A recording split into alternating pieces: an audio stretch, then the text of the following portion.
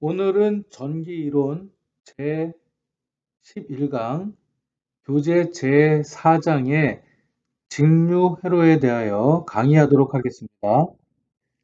4장과 5장의 내용은 2학기 회로이론 수업 시간에 깊이 있게 다루게 될 것이며 전기산업기사 뿐만 아니라 소방기사 등등 기사시험 문제에 매우 비중이 있는 그런 과목이기 때문에 여러분들이 이 회로 이론에 대한 기초를 잘 닦고 이해해야만 할 것입니다.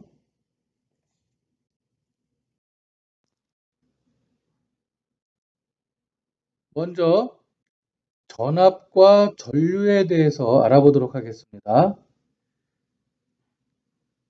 전원과 부하라고 나와 있는데요. 우리가 회로에는 항상 전원이 있고 그 전원을 받아서 동작하는 부하가 있죠.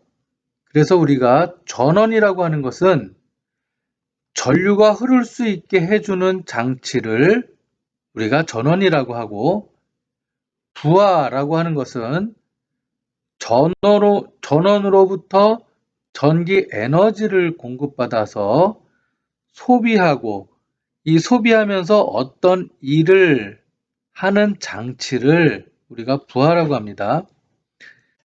옆에 보면 전지가 있죠. 이 전지가 전원인데 이 전원이 1.5V 라고 하는 것은 바로 전위 0에서 1.5까지의 전위, 전이라고 하는 것은 어떤 기준점에서의 전기의 위치 에너지라는 것이고요. 그리고 이 0V와 1.5V 사이의 차, 이것을 우리가 상대적인 차이에서 전위 차라고 하는 것이고요. 전압이라고 하는 것은 전지의 전기적인 압력을 전압이라고 하고, 기전력이라고 하는 것은 전류를 연속적으로 만들어내는 힘, 이걸 우리가 기전력이라고 합니다. 그러니까 만약에 이게 전지다, 배터리다 라고 한다면 얘는 그냥 전압만 있는 것이죠. 1.5V가 그냥 쭉 사용되다가 다 소비되면 끝나는 거죠. 하지만 이게 1.5V짜리 발전기다 라고 하면 얘는 전압이 아니라 기전력이라고 하는 것이죠. 왜? 발전기니까 여기에서 우리가 원하는 전압만큼의 전류를 계속해서 흘려주니까 얘를 기전력이라고 하는 것이고요. 전위는 0에서 몇 볼트냐, 전위차는 얘와 얘 사이의 차이가 얼마큼 되느냐, 이걸 뜻하는 거죠. 예를 들어서 여기가 0V가 아니라 0.5V다 라고 한다면 이 차이는 1V가 되는 거겠죠. 이런 걸 우리가 전위차라고 하는 겁니다.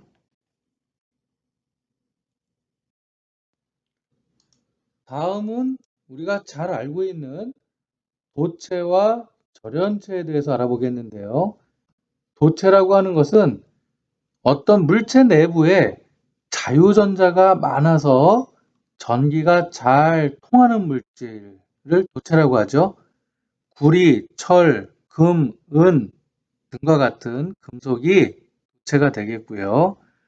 절연체라고 하는 것은 물체 내부에 자유전자가 거의 없어서 전기가 잘 통하지 않는 물질, 유리, 고무, 플라스틱 이런 걸 우리가 절연체라고 하죠.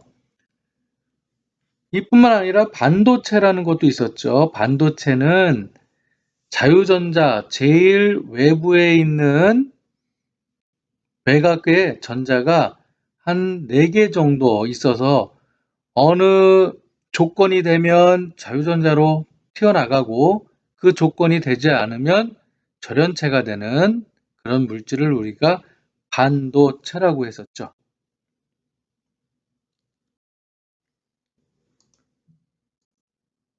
자, 전기 회로에서의 전류에 대해서 한번 알아볼 텐데요. 전류의 흐름이라는 것은 도체 내에 존재하는 자유전자가 일정 방향으로 이동하는 현상을 우리가 전류가 흐른다 라고 하는 것이죠.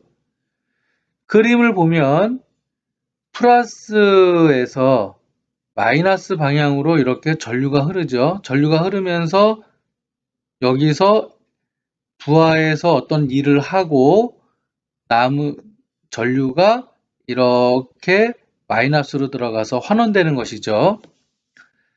자, 그런데 전기는 전자의 흐름이라고 했는데요. 전자는 마이너스에서 플러스로 흐르죠. 그런데 왜 전자의 흐름을 전류의 흐름과 반대로 했느냐? 이것은 이 전자 마이너스에서 플러스로 흐른다는 것을 알기 전에 이미 과학자들이 플러스에서 마이너스, 즉 높은 곳에서 낮은 곳으로 전기가 흐른다라고 만들어 놨기 때문에 그냥 편의상 전류는 플러스에서 마이너스로 흐른다고 하는데요. 진짜는 전자가 마이너스에서 플러스로 흐르는 것이죠. 여기서 전류의 단위 암페어가 있는데 이 암페어의 1암페어의 전류라는 것은 1초 동안에 1쿨릉의 전하가 이동하는 양을 갖다가 우리가 1암페어다 이렇게 얘기하고요. 전류 I는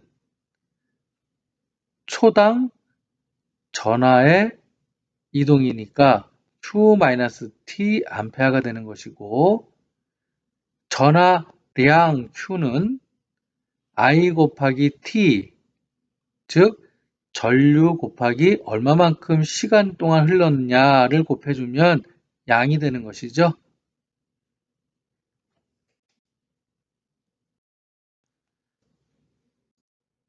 자, 세 번째는 전기 저항에 대해서 한번 알아볼게요. 처음에 회로에서 전압, 그 다음 전류, 이번에는 저항입니다. 이 저항에는 고유저항이라는 게 있는데 이 고유저항이라고 하는 것은 단위 면적당, 단위 면적이니까 1m, 1m, 1m로 했을 때 면적을 얘기하는 것이고요. 단위 길이당 1m죠. 자, 그래서 여기에서 보면 1m, 1m의 면적과 길이가 1m인 이만큼이 되는 도체를 뭐 원으로 만들어도 좋고 뭐 사각형으로 만들어도 좋겠죠. 이랬을 때 이만큼의 물질이 갖는 저항값을 갖다가 우리가 고유저항이다 이렇게 얘기하고요. 단위는 MKS 단위기에서 오hm 메타, 오hm 곱하기 메타죠. 자, 이랬을 때 우리가 저항이라고 하는 것은 여기 보면 이렇게 얇은 선과 갈수록 굵은 선이 있는데 어느 선이 더 저항이 클까요? 얇을수록 지나가는 길이 얇으니까 저항이 커지겠죠. 그래서 면적이 커지면 커질수록 저항이 작아지고요. 우리가 자동차도 마찬가지죠. 도로가 넓을수록 차가 다니기가 쉽죠. 마찬가지로 도선이 굵을수록 전기가 잘 흐르니까 저항이 작아진다는 얘기죠. 저항이 작으니까 잘 흐르죠. 그리고 같은 면적이라고 한다면 길이가 길면 길수록 저항이 크겠죠. 왜? 멀리 가니까. 길이가 짧으면 짧을수록 저항이 작아진다. 그러면 이걸 식으로 만들어 보면 도체의 전기 저항 R이라고 하고요. 이 길이를 L이라고 했을 때 저항은 길이 L에 비례하죠. 길이가 길면 길수록 저항이 커지니까. 그 다음 단면적 S. 이 단면적이 크면 클수록 저항이 작아지고 작으면 작을수록 저항이 작아지니까 단면적에 반비례하죠. 따라서 저항 R은 단면적에 반비례하고 분의 길이에 비례한다. 그리고 여기에 요 로라고 하는 비례정수 로가 있는데 얘를 저항률이라고 해요. 얼마만큼 이 물질마다 저항률이 틀리겠죠. 로라고 읽는데 이 저항률에 비례한다. 그래서 R은 로 곱하기 L 나누기 면적, 단위는 오hm. 그래서 R은 로 S분의 L 오음입니다.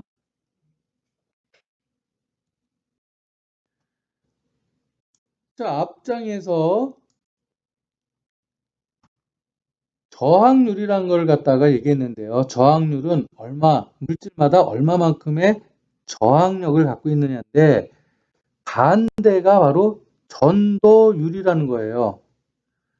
비례정수 로가 저항률이라고 한다면 전기를 얼마나 잘 흘리는 물질인지 계수를 우리가 전도율이라고 한다.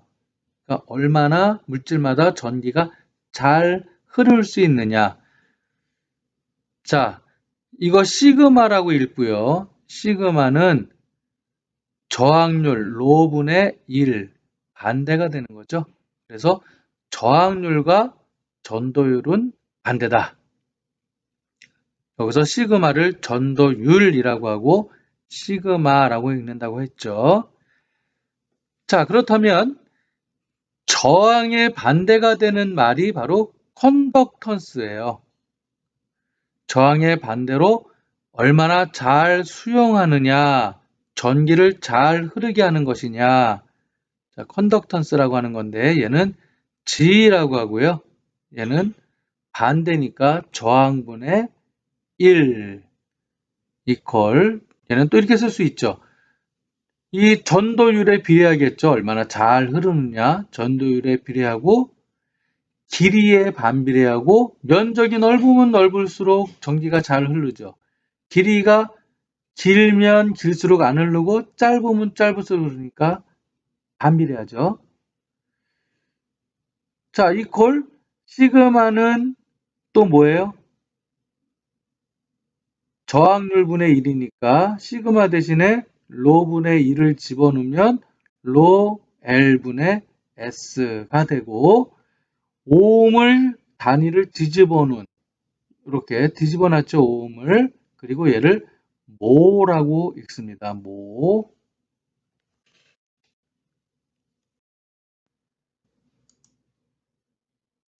자, 다음은 오음의 법칙과 전압 강화인데요. 먼저 오음의 법칙을 살펴보면 전기 흐름의 방해하는 작용을 전기 저항이라고 했죠. 이 저항이 클수록 전류는 작게 흐르고 저항이 작을수록 전류는 많이 흐르겠죠. 이런 현상을 갖다가 독일의 오음이라고 하는 사람이 전압과 전류와 저항의 관계를 정리하여 만든 법칙이 바로 오음의 법칙입니다. 아주 간단하죠. 전류 I는 R분의 V다. 전압이 세면 셀수록 전류가 많이 흐르죠. 비례하죠. 저항이 크면 클수록 전류가 작게 흐르죠. 반비례하죠. 저항이 작으면 전류가 많이 흐르죠. 그래서 저항에 반비례하고 전압에 비례한다. 이게 바로 오음의 법칙이에요. 다시 한번 볼까요? 회로에 흐르는 전류의 크기는 전압에 비례하고 저항에 반비례한다. 이게 바로 오음의 법칙이죠. 자, 그럼 이 오음의 법칙을 응용하면 전압은 어떻게 되나요? R이 1로 넘어가서 V는 I 곱하기 R이 되고, 저항으로 따져보면 저항이 1로 가고 I가 1로 내려오면 저항 R은 I분의 V가 된다. 이게 바로 오음의 법칙이다. 다음은 전압 강하라는 게 있는데요. 전압 강하라는 것은 뭐냐면, 이 회로에서 보면 여기 전원 플러스 마이너스가 있어서 전류가 이렇게 흐르죠. 전류가 이렇게 흐르다가 여기에서 저항을 만났죠. 저항을 만나면 전압이 가다 힘이 빠지겠죠. 자, 힘이 빠지는데 얼마만큼 빠지느냐? 전압 V는 뭐라 그랬어요? 아까 전류 곱하기 저항이라고 그랬죠? 여기에 저항값이 R이에요. 그러면 여기에 흐르는 전류 I 곱하기 R 만큼 전압이 떨어지는 거죠. 그리고 나머지 힘을 가지고 이 부하를 움직이는 겁니다.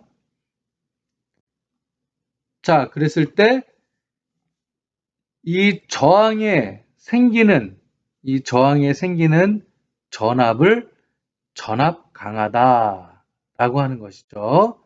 얼마만큼의 전압이 생기느냐? 저항에 V는 I 곱하기 저항값 R 볼트만큼 전압이 다운된다. 자, 그래서 여기 V1이라고 하는 전압계를 갖다 여기다가 대면 이게 5V면 여기 5V가 나올 거예요. 그런데 이 저항을 지난 다음에 여기에다가 전압계를 갖다 대면 이만큼 I 곱하기 R만큼 전압이 다운된 전압이 만들어지겠죠. 예를 들어서 여기서 5V를 인가했는데 여기에 2V가 다운됐다. 그러면 여기에서 몇 V가 나올까요? 3V가 나오겠죠. 여기는 5V가 다 나오겠죠. 이걸 우리가 전압 강하다. 왜 여기에다 저항을 달아서 전압 강화를 시키냐면 여기에 저항이 없이 부하를 다이렉트로 연결하면 자, 부하에 흐르는 전류를 볼게요. 전류 I는 R분의 V인데 R이 없으니까 어때요? 엄청난 전류가 흐르죠. 잘못하면 부하가 고장이 날 수가 있어요. 그래서 이거를 방지하기 위해서 저항을 달아서 부하가 고장 나는 것을 미연에 방지하는 것이죠. 그래서 여러분들 전자나 전기나 회로를 보면 이렇게 저항을 다 하나씩 달아주고 있죠. 다음은 저항의 접속에 대해서 알아보도록 하겠습니다. 저항의 접속이라고 하는 것은 합성 저항이 증가하는 직렬 연결이라는 게 하나 있고요. 합성 저항이 감소하는 병렬 연결이 있습니다.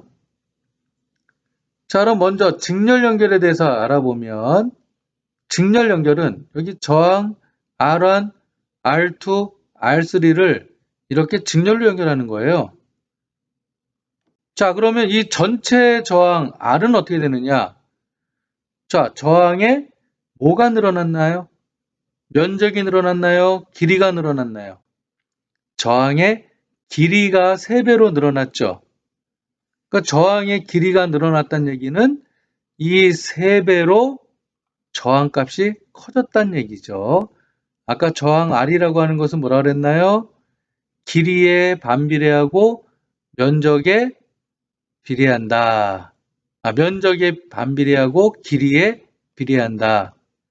그러니까 길이가 3배만큼 늘어났으니까 저항도 3배만큼 늘어나겠죠. 따라서 그냥 합성 저항은 R1, R2, R3만큼 더해주면 됩니다. 자, 그러면 요 옆에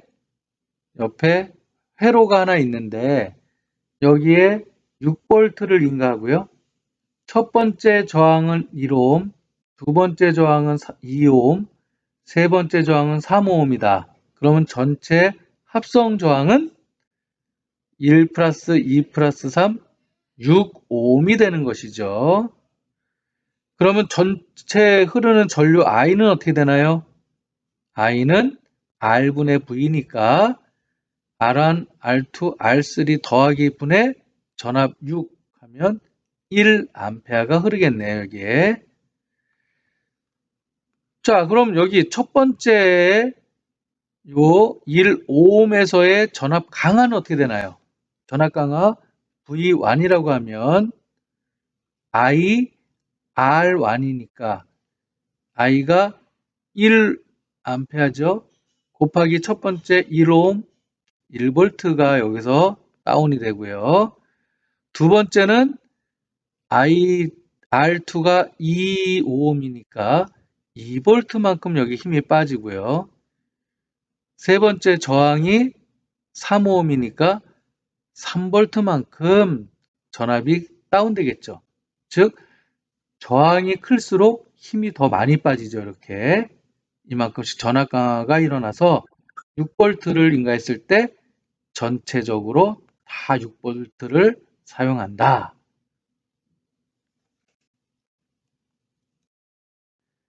이번엔 병렬 연결에 대해서 알아보겠습니다.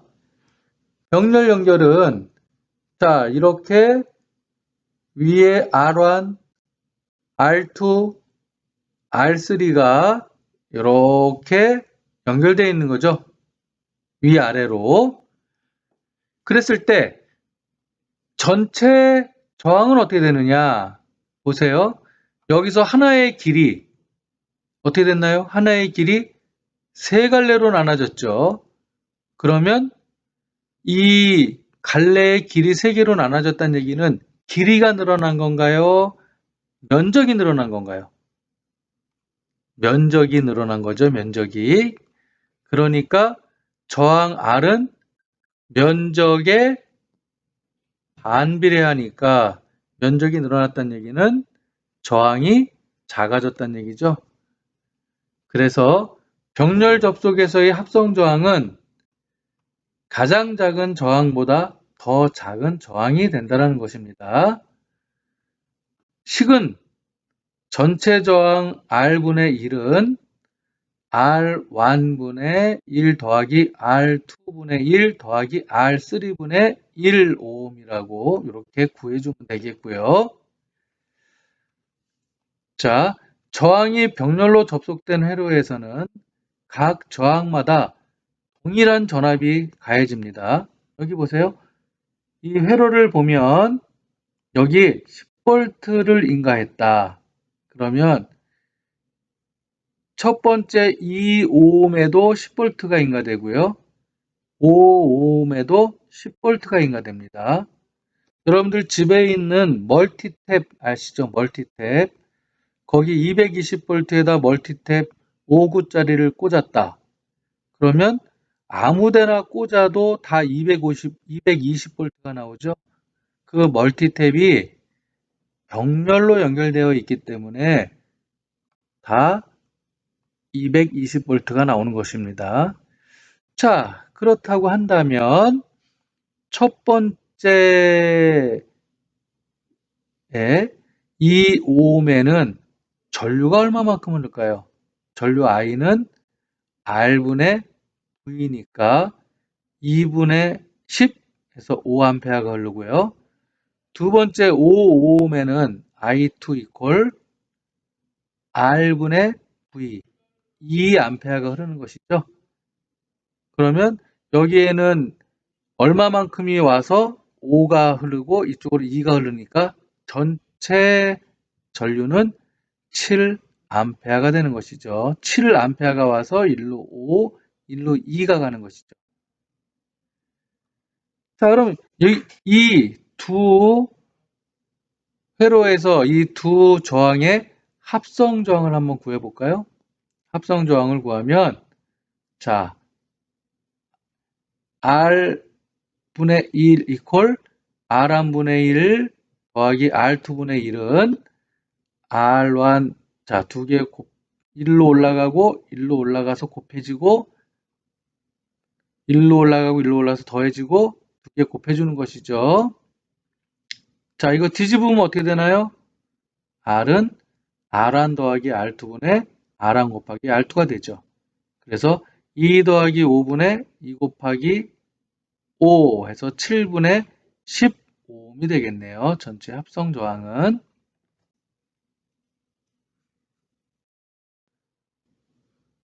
다음은 직병렬 연결의 합성 저항값 구하는 예제를 몇 문제 보도록 하겠습니다. 자, 여기에 R3와 R1, R2가 있는데요. R1, R2는 병렬 연결이고 이 전체와 R3는 직렬 연결이죠. 그러면 식이 어떻게 되나요? 합성 저항 R 이퀄 요 R3하고 이 전체를 더하면 되겠죠. 그래서 R3 더하기 이 둘은 병렬 연결이니까 R1 더하기 R2분의 R1 더하기 R2분의 R1 곱하기 R2가 되겠죠. 자, 그러면 R은 R3는 15옴이니까 10 더하기 전부 10이죠. 자, 여기에 같은 저항값이 두 개가 병렬로 되어 있다. 이 얘기는 처음에 15옴이었던 저항이 길이 두 개가 되니까 어떻게 되나요? 반으로 줄겠죠, 저항이. 그래서 10 더하기 10분의 10 곱하기 10은 보세요. 20분의 100, 즉 50이 되죠. 이런 거는 여러분들 볼 것도 없이 그냥 15옴, 15옴이 두 개다. 그러면 5옴 반으로 준다. 그러면 이게 5가 되니까 전체는 15가 되겠죠. 자, 만약에 이게 3개가 있으면 어떻게 되나요? 그러면 3분의 10이 되는 거고요. 이게 10개가 있으면 10개가 병렬로 연결되면 10분의 10이니까 1옴이 되는 겁니다. 이게 병렬이 늘어나면 늘어날수록 더 작아지겠죠. 자, 이 두 번째 문제 볼까요? 두 번째 문제는 이쪽에 8옴 R1과 8옴 두 개가 병렬이고요. 여기 R3, R4가 병렬로 되어 있고 이 두 개가 직렬인 이런 회로죠. 자, 그럼 먼저 전체 저항 R을 보면 이 R1, R2는 어떻게 되나요? 8, 8이니까 2분의 8, 4옴이 되죠. 반으로 줄어서. 이건 4옴이고요. 얘는 어떻게 되나요? 얘는 자, 4, R3가 4죠. 4 더하기 12분의 4 곱하기 12, 즉 16분의 48이 되네요. 그럼 얘는 3이 되니까 4 더하기 3은 7옴이 되는 겁니다. 자, 이 회로 볼까요? 여기는 R1, R2가 직렬이죠. 직렬이니까 60 더하기 40은 100이 되겠고요. 이 100과 이 100, 병렬이죠. 그러니까 55옴이 되겠네요. 자, 여기도 볼까요? 여기는 60하고 40이 직렬이니까 100이 되겠고요. 밑에는 80 더하기 20, 100이니까 100, 100이니까 55옴이 되겠네요.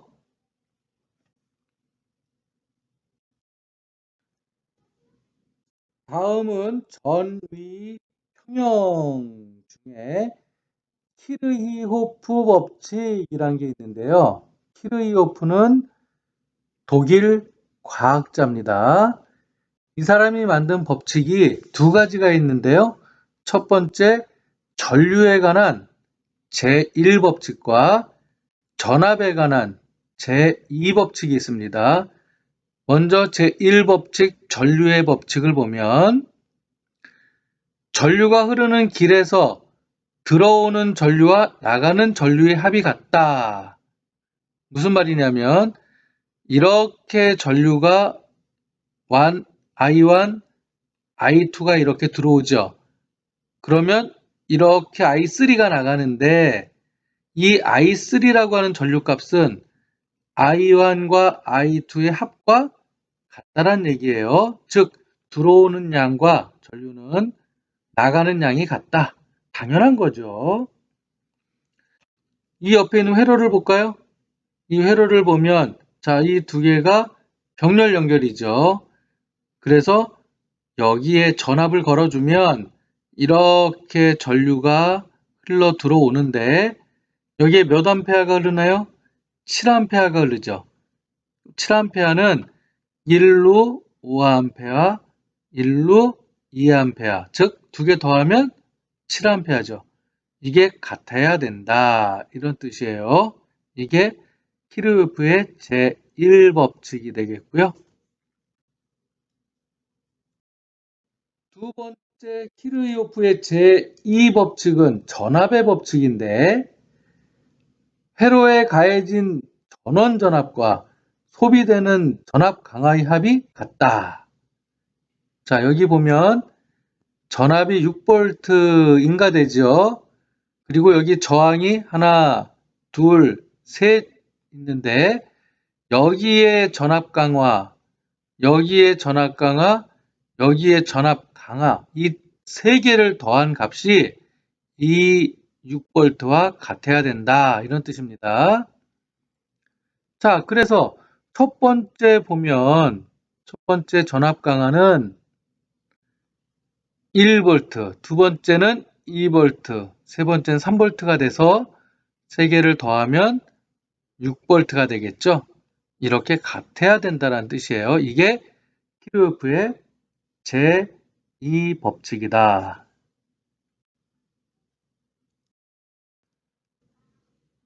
다음은 여러분들이 회로 문제 풀 때 아주 유용한 법칙인데요.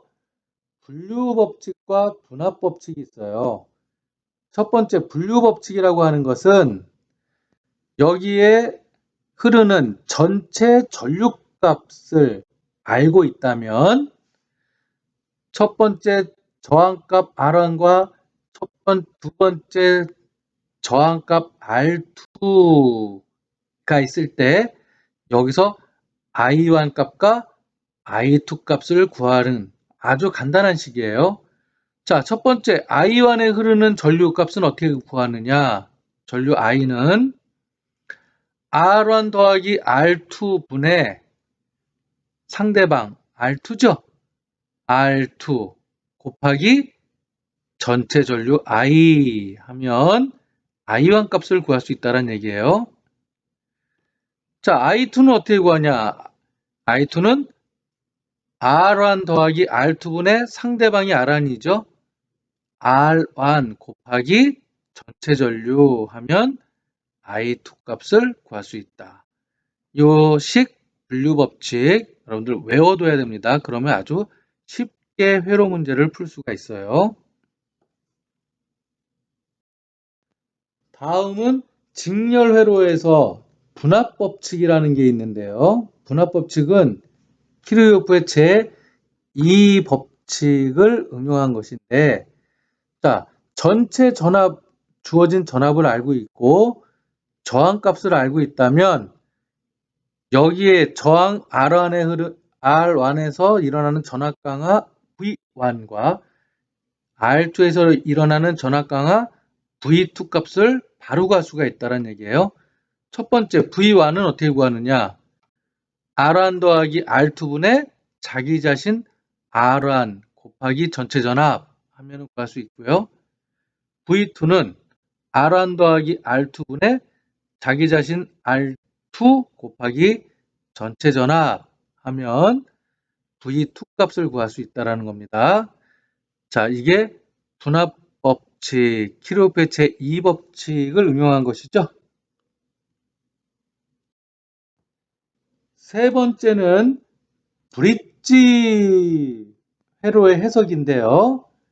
자, 이 브릿지 회로라는 거 하는 것은 뭐냐면 자, 이와 같이 전압이 이렇게 인가돼서 전류가 흐를 때 자, 여기에 R1, R3 이게 직렬로 이렇게 연결되어 있는 저항과 여기 R2, R4 이렇게 4개의 저항이 2개는 이렇게 직렬로 R2, R4는 이렇게 직렬로 연결되어 있을 때 일로 흐르는 전류와 I1이죠. 일로 흐르는 전류 I2가 같다면 여기 C하고 D 지점에다가 검유계, 즉 전류가 흐르는 것을 검출하는 전류계를 이렇게 연결했을 때 이쪽으로 전류가 안 흐르고 제로가 된다는 얘기예요. 왜? 일로 흐르는 전류와 일로 흐르는 전류가 같으니까 여기서 이쪽으로 전류가 흐를 수가 없죠. 평행이 되니까. 자, 이것을 전위는 평형이 되었다, 같아졌다 라고 얘기하는 거예요. 자, 그랬을 때 여기 R1 곱하기 I1은 여기에 있는 R1 곱하기 I1은 뭐예요? 여기에서 일어나는 전압강하죠? 요거는 R2 곱하기 I2 여기에서 일어나는 전압강과 같고 R3 I1 이퀄 R4 I2와 전압강화가 같다. 같을 때 평형이 일어나겠죠. 당연히. 자, 이걸 응용하면 R1 곱하기 R4 R1 곱하기 R4는 R2 곱하기 R3와 같을 때 평행 상태다. 이게 휘스턴 브릿지의 원리예요. 이거 어디다 쓰냐면 자, 여기에 저항 R1, R3, R2 값은 아는데 여기 R4 값을 우리가 알 수가 없어요. 그랬을 때 여기에다가 이렇게 곱하고 이렇게 곱해서 R4 값을 구해낼 수가 있겠죠? R4는 어떻게 되나요? R1분의 R2 곱하기 R3가 되겠죠. 그래서 여기에다가 원하는 저항값을 집어넣으면 이 두 개가 평행 상태가 되는 것이죠. 또는 그거와 유사한 저항값을 집어넣고 여기서 가변 저항을 집어넣어서 저항을 조금씩 바꾸다 보면 언젠간 여기에 제로가 나타날 때 그때 저항값 그게 평행 상태의 저항값이 되는 것이죠.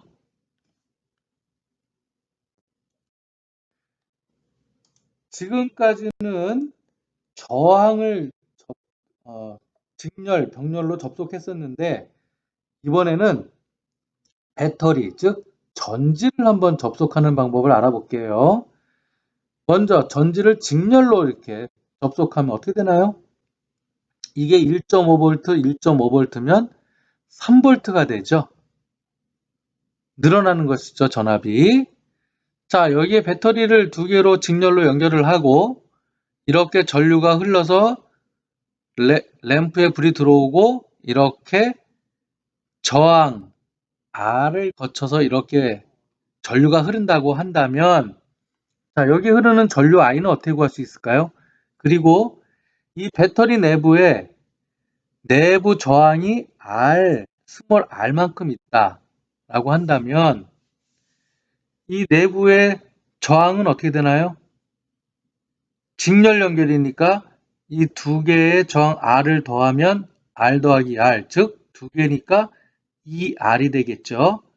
그리고 밖에 있는 전체 저항은 뭐가 되나요? R이 되니까 여기서 저항은 2R 더하기 큰 R이 되겠네요.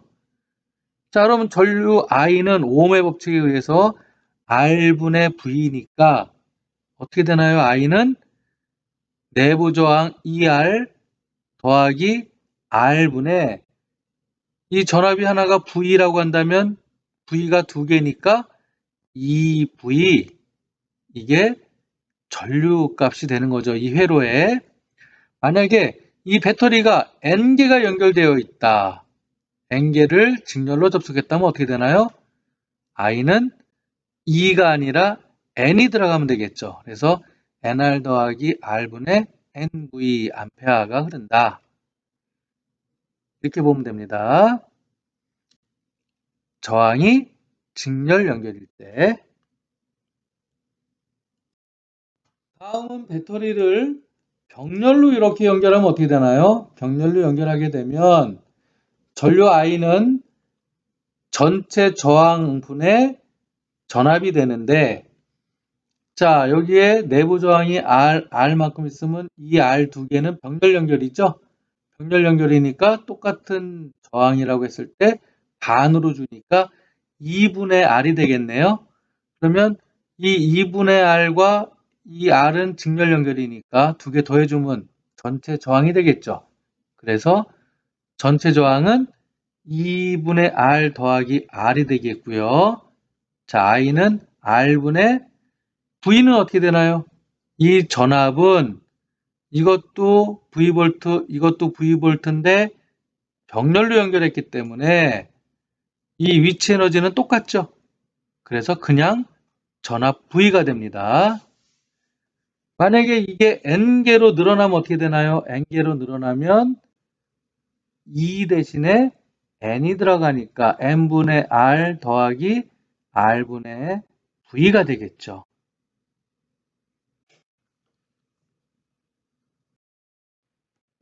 자, 여러분, 오늘 11강 회로에 대해서 공부해 봤는데요. 이 직렬회로 아주 회로의 기본입니다. 그래서 저항에 대한 개념, 전원에 대한 개념, 전류에 대한 개념, 오음의 법칙, 키르요프의 법칙, 분압 법칙, 분류 법칙, 이런 것들을 여러분들 열심히 공부해서 나중에 회로 시험이나 기사 시험 볼 때 많은 참조가 되었으면 합니다. 수고하셨습니다.